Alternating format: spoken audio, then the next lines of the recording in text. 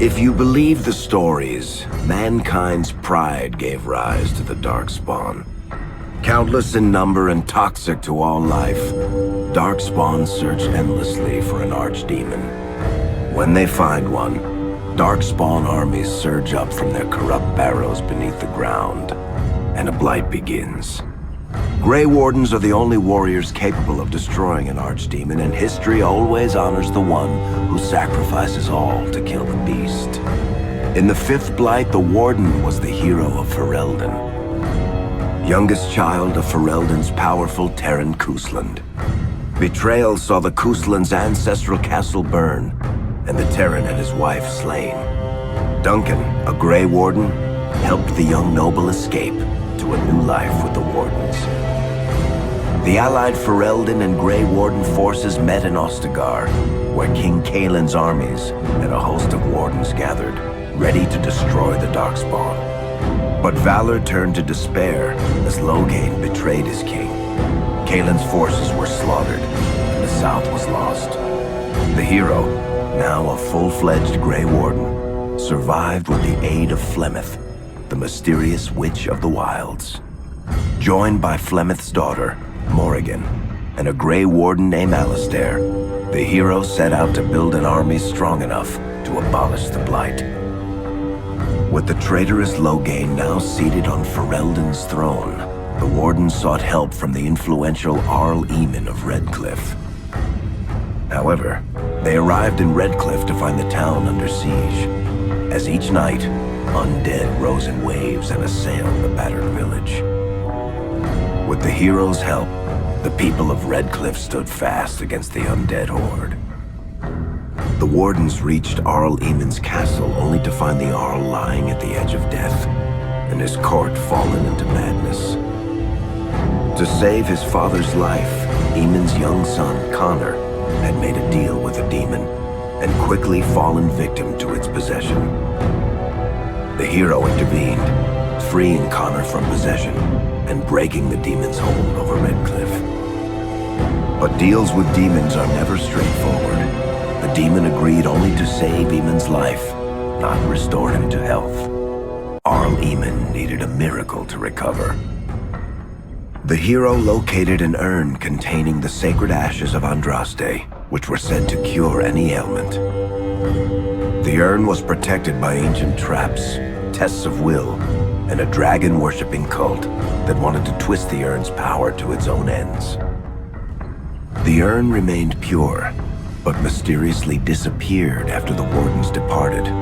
Only the temple dedicated to it still stands. With a pinch of the ashes, the hero restored the Arl to health. Informed of Loghain's treachery, Eamon swore his political and military support. The circles of Magi are bound by oath to aid the Grey Wardens in times of blight. However, Lake Calenhad's tower could offer little help. One of its mages, Uldred, had become possessed by a pride demon and was twisting other circle mages into abominations. The hero fought to the top of the tower and defeated Uldred, saving the remaining mages. Grateful for their lives, the mages joined the Warden's army.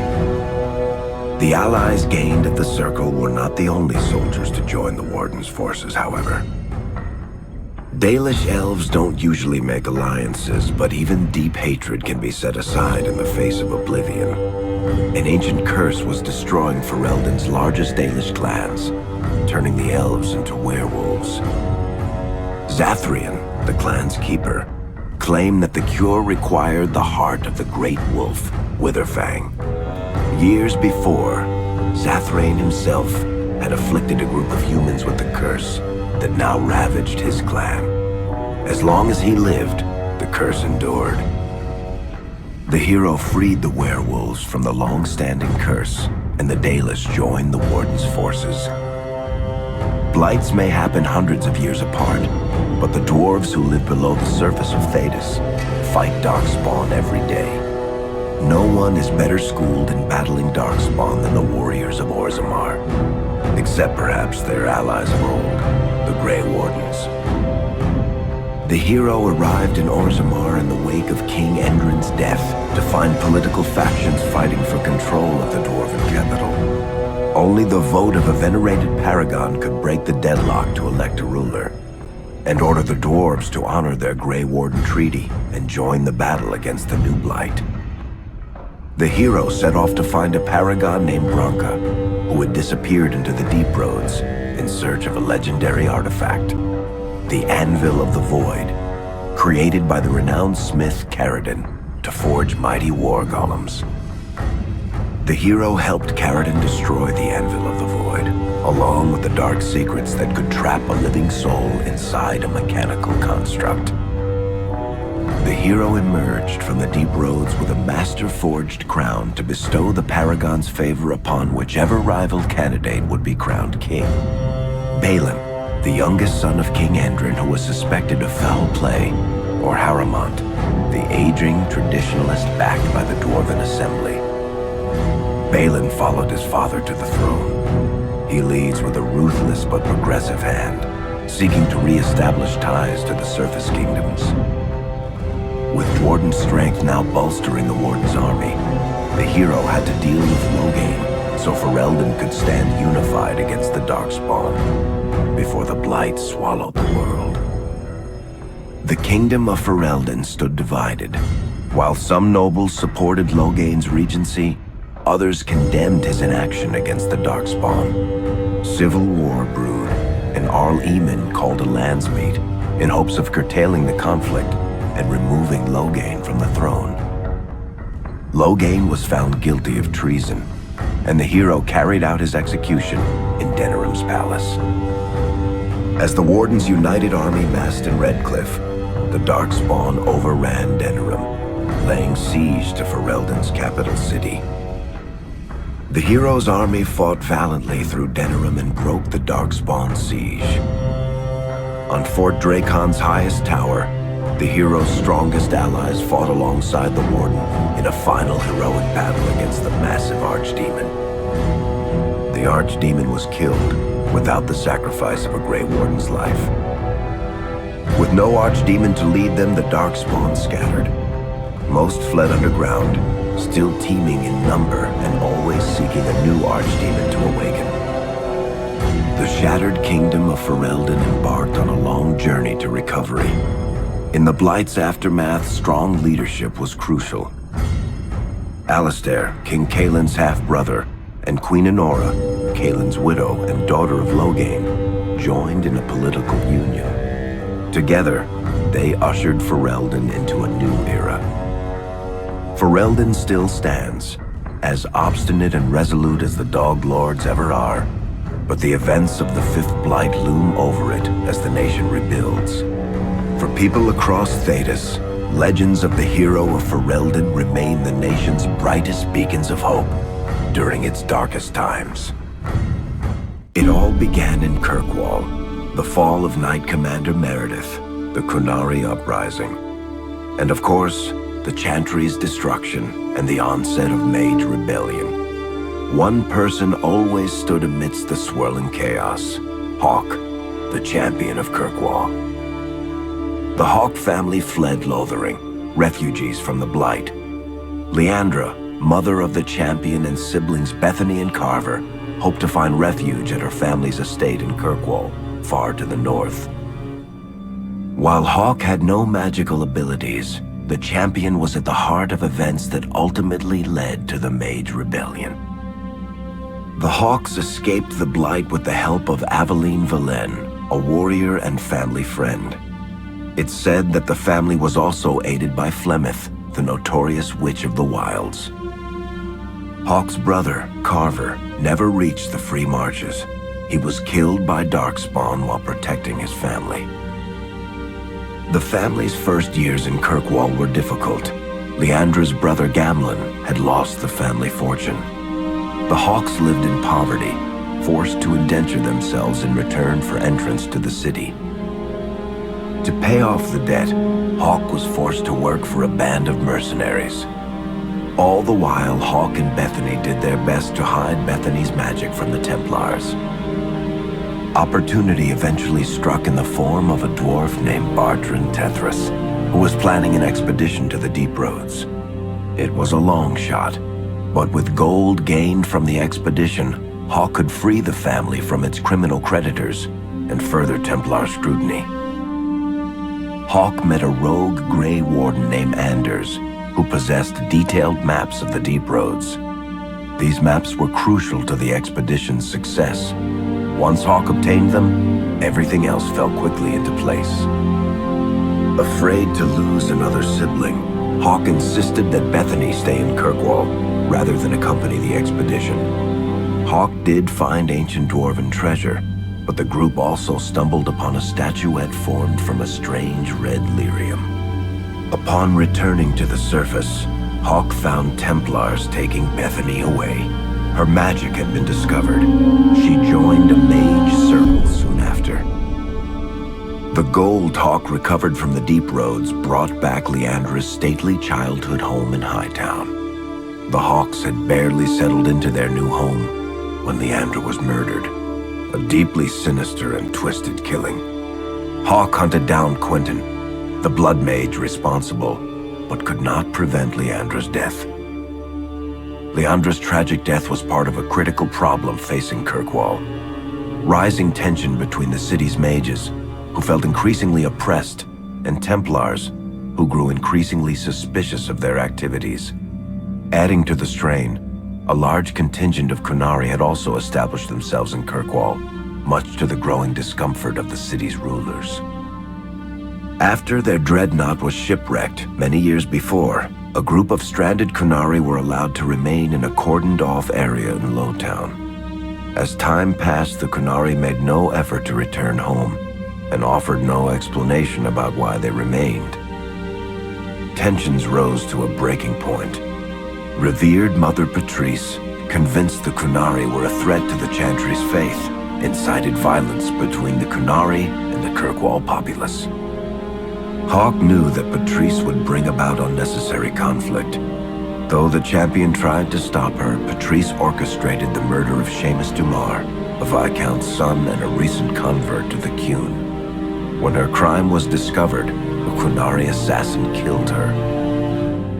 After Seamus was murdered, the Arishok of the Kunari group lost patience with the humans of Kirkwall. They would now submit to the Qun or die. The Kunari struck hard and fast. They took the palace in Hightown and beheaded the Viscount to immediately quash any resistance. Aided by Knight Commander Meredith and First Enchanter Orsino, Hawk reached the palace and stood toe-to-toe with the fearsome Kunari leader. Hawk fought the Kunari leader. The fierce battle resulted in the Arishok's death and the liberation of Kirkwall from its brief occupation. The Kunari quickly withdrew from the city entirely. Hawk saved Kirkwall and earned the grudging respect of the city's Templars, mages, and nobility, along with the title that history remembers, the Champion of Kirkwall. Kirkwall's problems were still not over, however. After Viscount Dumar's death, Knight Commander Meredith took power and blocked all attempts to appoint a new Viscount. Under Meredith's command, the Templars tightened their grip on the mages, planning to suppress what Meredith saw as a growing rebellion. Anders, who spent years fighting for justice and freedom for his fellow mages, saw that the time for negotiation was past. He destroyed Kirkwall's chantry, killing hundreds, including Grand Cleric Elthina. This single act began a rebellion that spread from circle to circle, until all circles of Magi had risen up in defiance against chantry rule.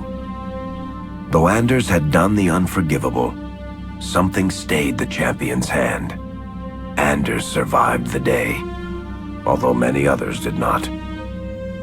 Fighting spread swiftly through the city. Some mages rebelled openly, many of them succumbing to possession. Templars turned their swords on mages who rebelled and on those who did not. As First Enchanter Orsino refused to bend to the Templars, Knight Commander Meredith demanded that every mage in Kirkwall be put to the sword. Hawk saved many mages from Templar blades, keeping them from succumbing to possession or the temptations of blood magic. In the end, however, Hawk was forced to strike down Orsino, who had betrayed his own values by resorting to blood magic himself. The battle proved one thing. Knight Commander Meredith had gone mad. Hawk saw the truth of it when Meredith unsheathed her sword, and the red lyrium idol from the deep roads was embedded within it. The blade fueled her hatred and paranoia, as it had for months. After a horrific battle, the red lyrium of the Knight Commander's sword consumed her as she died. Meredith became a statue, her face a frozen mask of horror. Little is known of the champion since that final battle. However, Hawk's story lives on in legend and song.